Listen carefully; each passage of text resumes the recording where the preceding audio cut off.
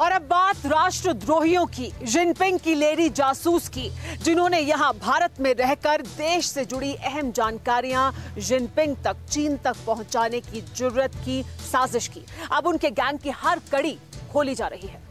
और पुलिस ने चीन की जिस लेडी को गिरफ्तार किया है वो तो मोहरा भर है। आशंका है कि ऐसे ही कई और मोहरे पूरे देश में फैले हुए हैं। अब उनके पूरे नेटवर्क का पर्दाफाश करने की तैयारी है। वो जानकारी जुटाता था, लिखता था, कैमरा ऑन करता था और फिर वांचने के लिए बैठ जाता था हिंदुस्तान और चीन के रिश्तों को, भारत की रणनीतिक व्याख्या करने के लिए। और ये सब वो हिंदुस्तानियों के लिए नहीं, चीन के लिए करता था। नाम है उसका राजीव शर्मा।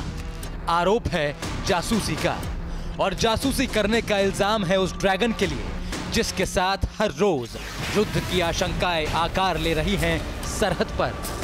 एलएसी पर जंग की घोर आशंकाओं के बीच गद्दारी के इल्जाम में उस गद्दार को दबोचा है पुलिस ने, जिसका ईमान चीनियों का गुलाम था। स्वतंत्र पत्रकार बनकर क्रांतिकारी बनते बनते गद्दारी के चक्रव्यूह में फंसे राजीव शर्मा नाम के इस शख्स पर अपने दुश्मन मुल्क के साथ अहम दस्तावेज शेयर करने का इल्जाम है। राजीव के राष्ट्रद्रोही चरित्र की व्याख्या से पहले आपको बता दें कि उसके साथ 2 और लोगों को पुलिस ने गिरफ्तार किया है जासूसी करने के आरोप में। राजीव शर्मा हिंदुस्तानी, किंग शी चाइनीज, राज बोहरा नेपाली। 3 देश, 3 शख्स, तीनों जासूस। ये वो 3 गुप्तचर हैं जिन पर जहरीले जिनपिंग के लिए जासूसी करने का इल्जाम है हिंदुस्तान में।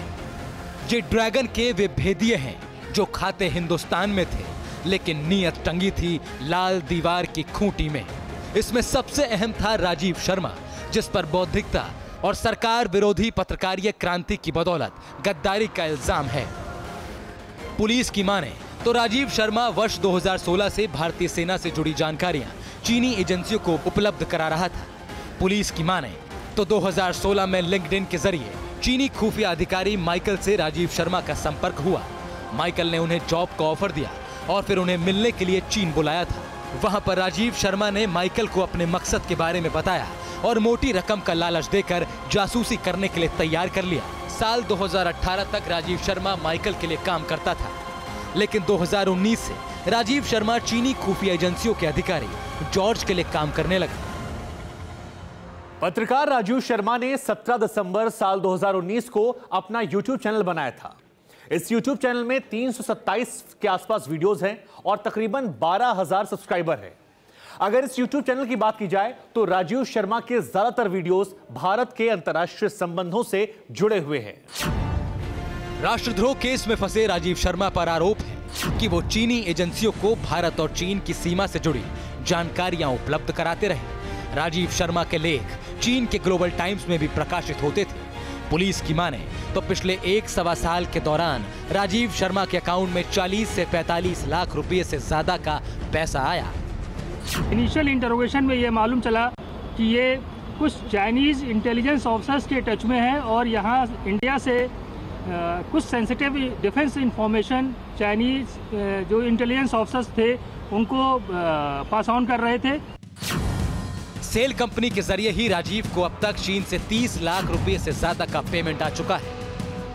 हालांकि इन दोनों कंपनियों के असली मालिक एक चीनी दंपत्ति हैं जो चीन में हैं और सूरज और उषा नाम से कंपनी चलाते हैं। आरोप है कि राजीव ने पैसों के बदले Bhutan, Sikkim, Doklam, Sikkim tri junction, Bharat Myanmar रिश्ते और भारत चीन सीमा पर सेना की तैनाती के तमाम सबूत बेचे थे।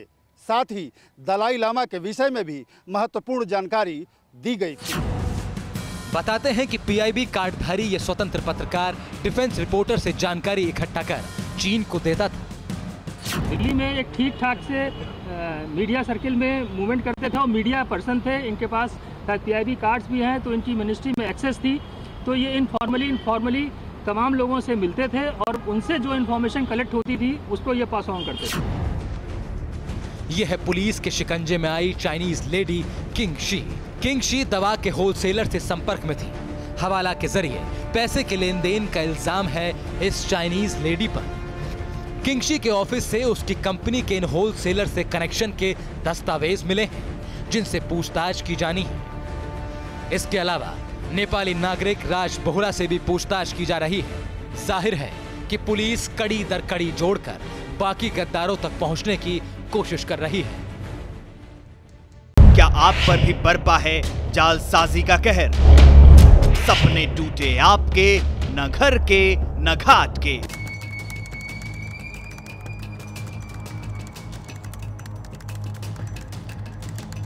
देखिए लूट घर हर रात 9:30 बजे। फिक्र आपकी,